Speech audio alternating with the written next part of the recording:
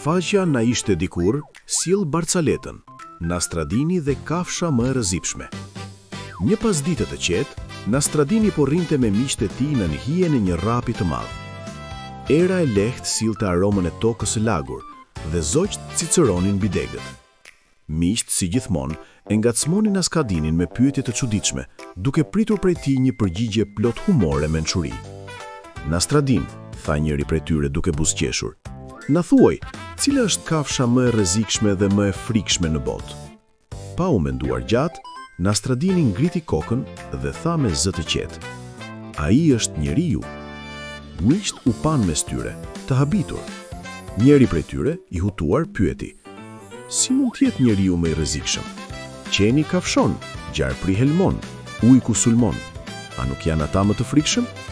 Nastradini buzëqeshi lehtë, si dikush që mban një sekret të madh, dhe nisi të shpjegojë. Qeni nuk e tradhton njeriu që i jep bukë. Ai e ruan shtëpinë dhe i qëndron besnik deri në fund. Gjarpri nuk kafshon askënd që nuk e prek. Ai jeton në qetësinë e tij dhe nuk sulmon pa arsye. Ujku, edhe pse i egër, shmang praninë e njeriut.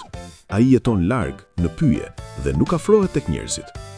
Pastaj Nastradini ngriti gishtin dhe shtoi me ton më të rënd. Por njeriu është ndryshe. Ai shpesh i bën keq atyre që i bëjnë mirë.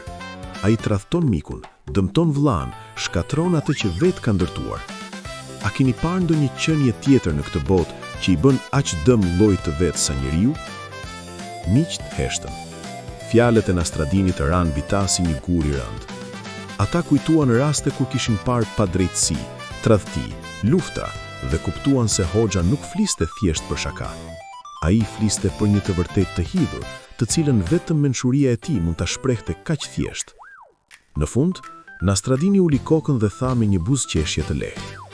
Prandaj, miqtë e mi, më e rrezikshmja kafsh nuk është ajo që jeton në pyll, por ajo që jeton brenda njeriut, kur ai harron mirësinë dhe drejtësinë.